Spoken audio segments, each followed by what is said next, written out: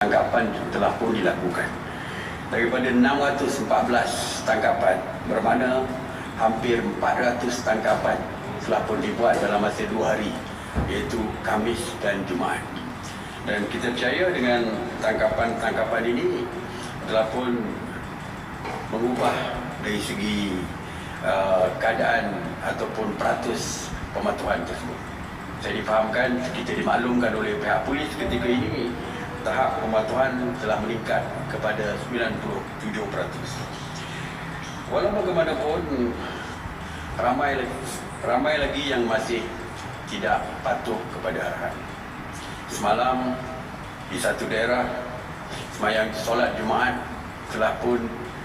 telah masih lagi diadakan, walaupun arahan telah pun dikeluarkan supaya tidak ada solat Jumaat dan kita diminta untuk solat di rumah, solat zuhur dan sebagainya. Tetapi ada di satu daerah mereka mengadakan solat Jumaat, akibatnya 116 daripada jemaah tersebut telah pun ditahan oleh pihak polis. Dan kita juga dipahamkan ada 5 masjid yang masih mengadakan solat berjemaah. Jadi saya harap tidak lagi berlaku keingkaran kepada PKP yang telah pun diperkenalkan. Begitu juga dari segi perintah ini, ianya merangkumi semua pihak, walaupun mereka berada di dalam gated community. Ya, kerana semalam terdapat kes di mana ada masyarakat kita di dalam gated community yang engkar kepada arahan ini dengan mengadakan larian berjoging beramai-ramai dan sebagainya. Dan mereka juga telah pun diambil tindakan, dan kita harap perkara ini tidak akan berlaku lagi selepas ini.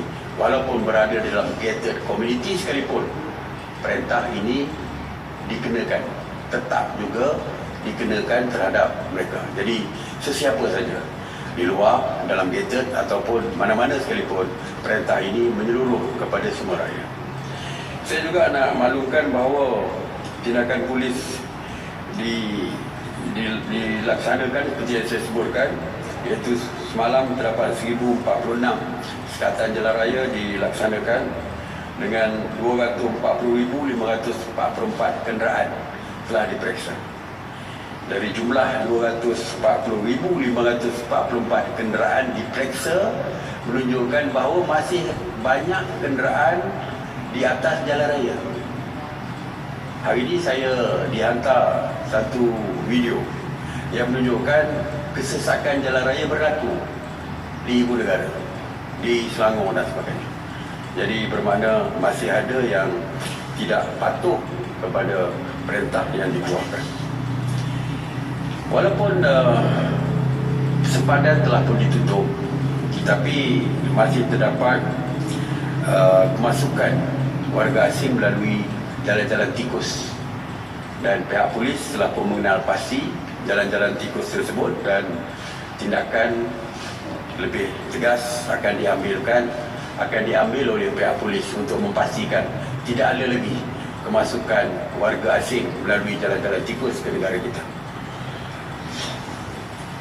Hasil oleh kerana terlalu banyak insentif yang dilakukan oleh kerajaan, maka ramai yang mengambil kesempatan untuk menipu rakyat kita dan sebagainya. Scammers, kes-kes yang melibatkan scammers ini begitu banyak sekali.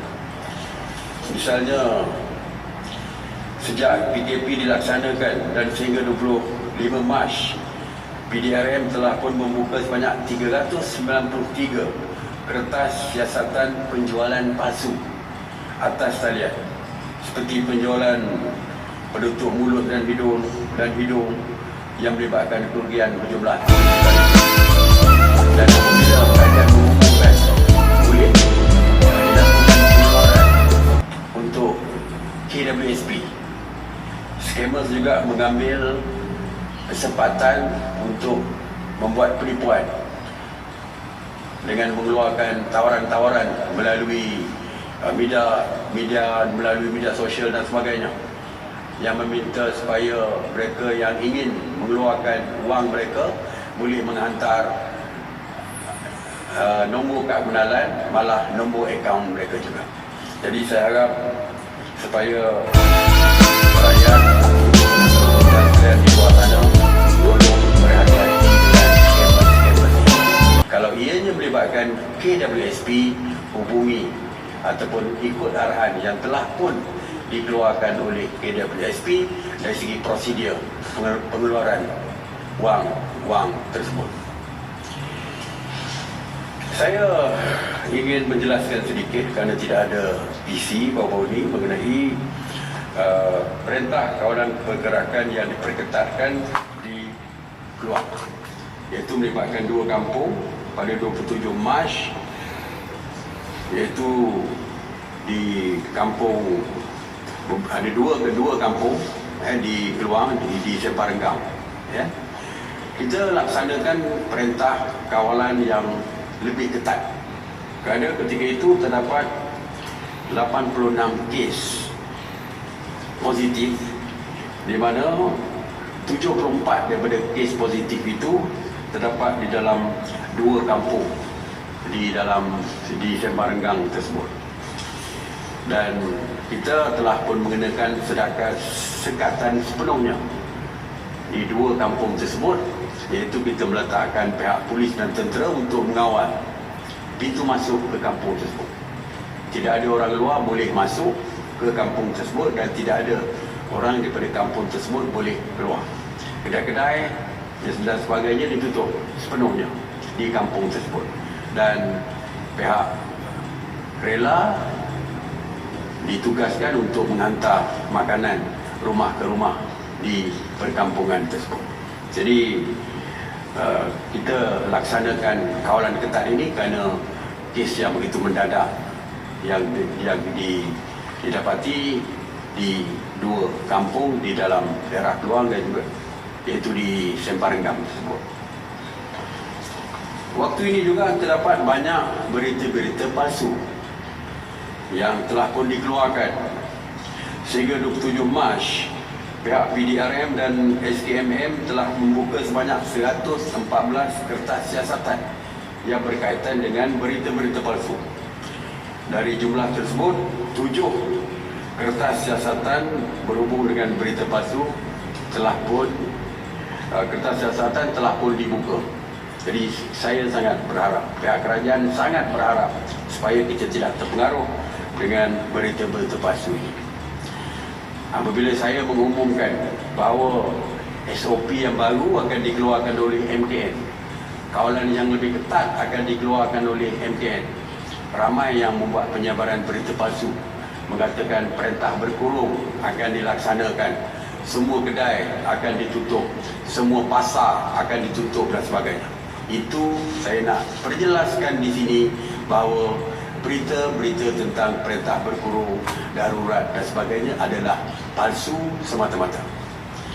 Selagi perintah ini di bawah Akta 342 Kementerian Kesihatan, maka ianya bukan perintah berkurung tetapi adalah perintah sekatan PKP saja, perintah sekatan dari segi pergerakan saja. Saya akan umumkan tentang enhance ataupun PKP yang diperketatkan ini apabila kita meneliti dengan teliti apa tindakannya dan kesan kepada rakyat. Tetapi saya beri jaminan ini ianya bukan perintah berkurung. Jadi saya harap jangan kita terpengaruh dengan berita-berita ini sehingga kan pembelian panik berlaku kerana kononnya kedai akan ditutup, tidak boleh keluar rumah dan sebagainya. Tapi mungkin kita akan ada had jangka masa misalnya dari segi supermarket ditutup. Kalau sekarang ni ada yang buka sampai pukul 12 malam, saya difahamkan. Tapi mungkin selepas ini kita akan tetapkan dan kita akan selaraskan dari segi jangka masa untuk mereka buka. Walaupun mereka tetap membuka, pasar raya tetap dibuka, pasar tetap dibuka dan sebagainya seperti biasa untuk rakyat kita mendapatkan bekalan makanan dan sebagainya. Kita juga berbincang tadi mengenai tindakan untuk membawa pulang rakyat kita yang